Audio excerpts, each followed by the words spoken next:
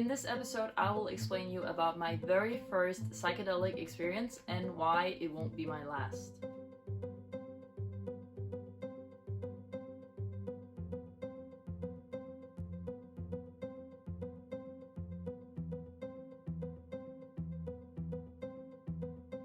My psychedelic experience was through magic mushrooms, and I did this back in the fall of 2021 when Chris and I was traveling Mexico. We went to this small mountain town called San Jose Del Pacifico, which is also known for its magic mushrooms. This is a place in Mexico where a lot of expats as well as Mexican, they come to either have their first experience or another experience within the psychedelic mushrooms. So for me, that also felt like the right place to try out this experience. I hadn't tried it before, but I had known for quite some time that I wanted to try it out. And before the actual experience itself, I had made sure that I was prepared mentally and spiritually, because I had heard about these bad trips and I definitely didn't want to have a bad trip. But I also do think that the bad trips, or at least from what I have heard and what I have seen and now from what I have felt myself, it seems as though the bad trips, they happen to people who are not spiritually aligned and who are attached and identifies themselves with their pain bodies and their egos. And for me, this is a common practice through the last long time that I have really worked with myself to not be attached with this and not be identifying myself with these fake ideas about myself. So I didn't do any specific preparations for the experience itself, but I had already done a lot of preparations long before because of the way I have been working with myself. So I felt as though I was ready for this experience. I could just feel that I had a really good gut feeling about this. I felt very curious and I felt very open. I felt like it was the right place, the right company, and the right time for me to experience this and to dive into this new dimension. So we were in San Jose del Pacifico. Unfortunately, we were not there during the mushroom season, so we weren't able to buy some fresh mushrooms, but instead we bought a mushroom tea. We got back to La Cumbre, which is the hostel we were staying at. They have a lot of different terraces, balconies in many different levels. So we went to one of the balconies when we got back with a beautiful mountain view. It was late in the afternoon, so the sun was starting to set a little and just had some beautiful flowers, plants in front of us. And then we sat down and had the tea. And I think actually immediately afterwards, I started feeling this change. Not something big and not something dramatically, but it was very clear to me that something was about to change. And I started to feeling this kind of tickling feeling. We were talking together, Chris and I, and then I think maybe 10-15 minutes after I had finished the tea, I was looking at this very beautiful plant, a house leek, I think is the word for it, very geometric, starting to realize that it was becoming more and more clear. It was as though you were like putting glasses on, but instead of your vision changing from having a hard time seeing something to being able to see something, it was changing from being able to see something to see it ultra clearly. The plant was suddenly so clear, it was so vibrant and more alive. You weren't just looking at a plant, you were looking at the plant's being and the life inside of the plant. And the more I look at it, the more it's changing. And I'm starting to sense that not only this one plant is changing, but everything around it were changing a bit. So there were some trees in the background that started moving in a different way, and the house leek started to almost like I felt it breathe, like the life pumping inside it. That's what I started to feel.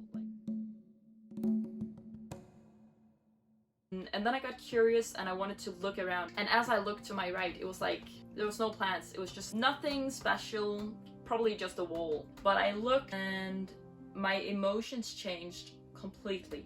I went from this happy, vibrant, beautiful, very clear and living plant to this gray, dying, I don't know, sadness kind of feeling, not just the feeling, but visually it changed. And because it changed visually, it changed even more emotionally, and then because it changed emotionally, it changed even more visually. So it was like this circle of getting grayer and grayer. But I just realized, like, okay, I'm not gonna look at this because I don't want that. So I wanted to go back to my beautiful happy plant. But when I looked at it again, something had changed. It was like it went right from this beautiful, happy, vibrant plant, and then it started not crumbling, but as if you haven't watered it enough. I was looking at the plant, I was like, what's wrong? I got like super focused. I was really like, I'm not letting my plant die. I'm not letting my plants change, and I'm not letting my emotions change. I wanna stay in this positive, beautiful place, emotionally and visually. So I tuned into myself, I became very aware of the love within me, and I just breathed it into myself and in the connection. And as I did that, it was as though my plant slowly started to gain life again. So I was kind of like relieved, like, okay, I did it. You are conscious all the way through a magic mushroom trip, but it can be hard to control in it. And that's what I realized here, that, oh, I just learned the first lesson, how to control in this new dimension. Because I had realized that this over here I had looked at, that's exactly how you dive into a bad trip. If you just go in there, you start panicking, or you get overwhelmed or something, you will start spiraling into this gray sadness. But instead, I pulled myself out of that, I reconnected, I stayed in tune with myself, and I just focused on beautiful, vibrant plant and the intention of bringing it back to life. And in the same way, brought my emotions back to being positive. So that was kind of interesting. Like, okay, so this is how I navigated in. I can actually control this. It's very, very intense. It's not like a normal day. I have to put in extra effort if I am gonna control this. So yeah, I realized that even though this is super intense and it kind of feels like you are not in control of what is going on, just things are happening, you are actually in control. This is exactly the same in life. If you let life suck you into sadness and gray emotions, that's exactly where you're gonna be. But if you pull yourself through to the happiness, the beauty, the love, the light, that's exactly where you're gonna be. So you are the one in control of your life, whether it's a psychedelic experience through magic mushrooms or it's an everyday situation, it's a big life decision or something, you are the one in control of your life. I continued to focus on this one very, very big house leak. I was deeply fascinated with it, and when I looked at it and when I really focused, everything around it would change as well, but everything did it in geometric patterns, colors, patterns, shapes, vibrations, and everything changed. And I had Chris to my left. When I looked at the plant, I could spot him out of the corner, and it was like he was like floating in the air, like this visual movie, floating and ever changing. While all these visual things were going on, inside myself I was asking myself questions such as, what am I supposed to learn? What are you trying to teach me? What will you show me?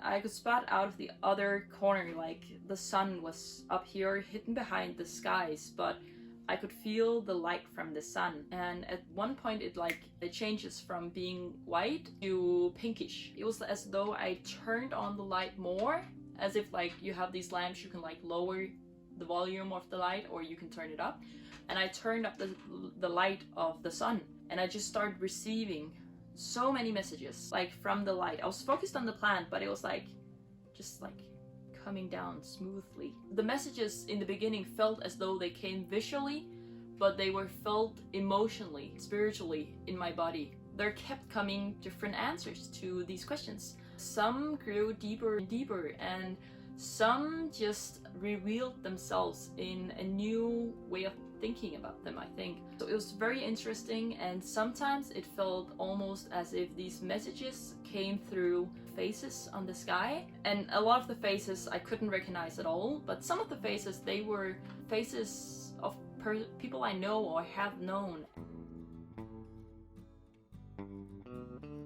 And I also realized that turning on this light brighter was just like turning on the light inside of you, turning on the light in your life situation. You can decide how you want to look at your life situation and how you wish to experience life. If you wish to turn on the light and look at it very, very beautifully, that's exactly the experience you're gonna have. But if you're gonna lower down the volume of the light, or if you're gonna focus on the sadness in the corner down there, that's what your manifestations are gonna go towards, meaning that that's how your life is gonna look like, because you're the only one in control of your life, and you're the only one who can control how you wish your life experience to be. And this is something I had thought about before, but I guess that it was just more intense this time, and I felt a really strong connection with everything. My connection with the universe grew bigger and bigger, and not just the this broad connecting with the universe, but the connection with the things close to me, people around me, the noise, the breathing, the beings, the oneness. Everything was just more connected than I have ever felt before. And I remember Chris, he told me to try close your eyes. So I closed them, and I started realizing that this light is also possible to turn on when my eyes are closed. There was this beautiful light that I could continue to just turn up if I wanted to, and that's what made this light metaphor even stronger. I had my eyes closed. I started observing not only the light that I could create and feel, but also geometric patterns and fluid motions in those geometric patterns and vibrations that were still happening even with my eyes closed. I realized that these geometric patterns are not just random geometric patterns floating around. They actually showed me the surroundings. So my eyes were closed and I couldn't see the color of the plant right in front of me, but I could sense the plant right there. I could sense the shape of it through vibration and changes in a geometric pattern. So it was a deeper feeling through visually seeing. Very, very interesting. The last 4 or 5 months up to this psychedelic experience, I had candida, which is an infection in the body. And I believe whatever you're manifesting in your mind, your thought patterns, your habits, whatever you're telling yourself will somehow manifest in your body, physically.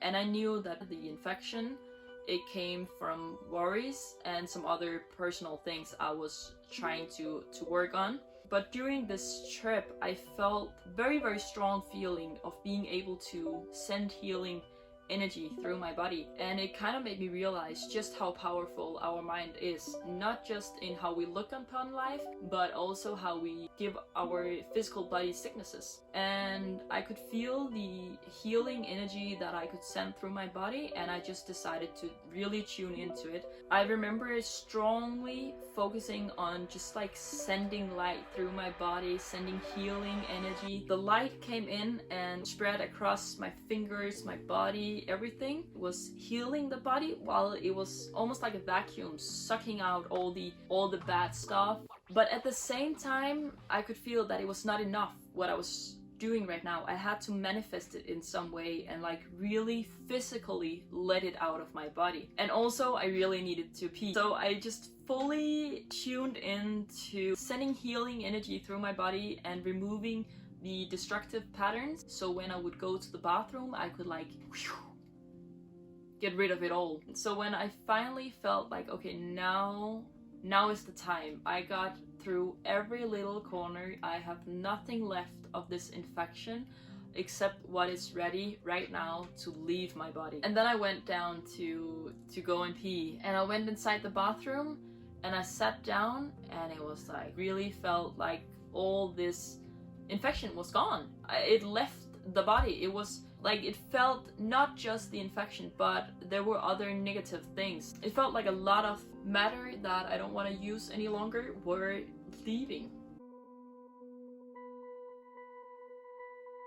When I got up and I washed my hands, I realized that there was a mirror hanging above the sink. And I don't know if you've heard it, but I have always been told don't look at yourself in the mirror if you're on a trip. But I felt very open, I felt still curious and full of love, and I was just curious, you know. I wanted to see what it was like looking at myself in the mirror. So I looked at myself in the mirror. It was like the visual colors appearing in my face in some way, and just a strong sense of love and acceptance I felt towards myself in the mirror. And I think that's also where I realized that I've come a really long way, because I think that people who has bad experiences with looking at themselves in the mirror when they're tripping is because they still have a lot of things about themselves that they maybe haven't accepted yet. So when they are tripping and then looking at themselves in the mirror, those things will be exposed, but exposed with a factor of maybe 100, 1,000. But that's very, very far from what I experienced. I realized, like, if it had been just 2 years earlier, I would have been one of those who had a bad trip. I'm pretty sure about that.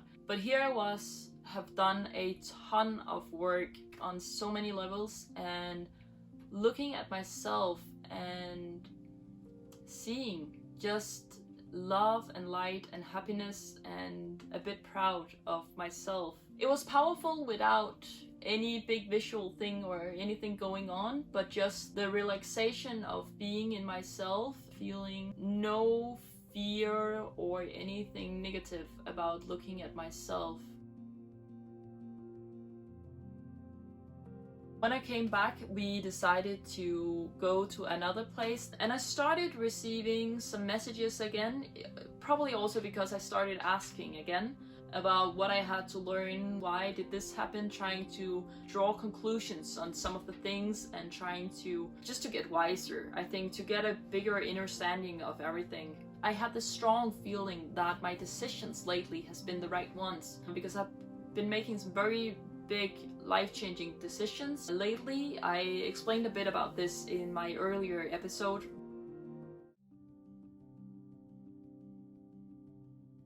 I'm not sure I would say it completely changed my life, but it definitely gave me a lot to think about, in a sense that it felt like it was all old knowledge that I already knew, but it was being awakened inside myself again, and stronger this time. It really made me realize just how connected we all are, in a stronger sense than I have usually felt, I think. We all just have a small child inside of that wants happiness and love and comfort, and we can all be a part of creating this for one another and also for ourselves. There's no one else you should depend upon to comfort or love or spread happiness in your own life. Everything is a game. Just like this psychedelic experience was just a game and it was fun to play around in it, but so is life. Life is just a game, and you can either decide to just play around in it and have fun, or you can decide to get frustrated about it. It's up to you. And this is actually something I haven't shared with my friends or family. I think some of them have a clue about me doing this psychedelic experience, but I don't think they really think that I did it. So if you're watching out there, then yes, I did have a psychedelic experience. I learned a lot from it, and I am sure there is so much more to learn. With that said, thank you so much for watching. Please consider hitting the like button if you enjoyed this episode. It will help my content to grow. And also please consider subscribing if you want to see more of me, or hit the notification bell so you can stay tuned for when I upload something new. I wish you a beautiful rest of your day. Thank you so much for letting me share this episode and listening to it. I hope you got something out of it, and see you next time, guys.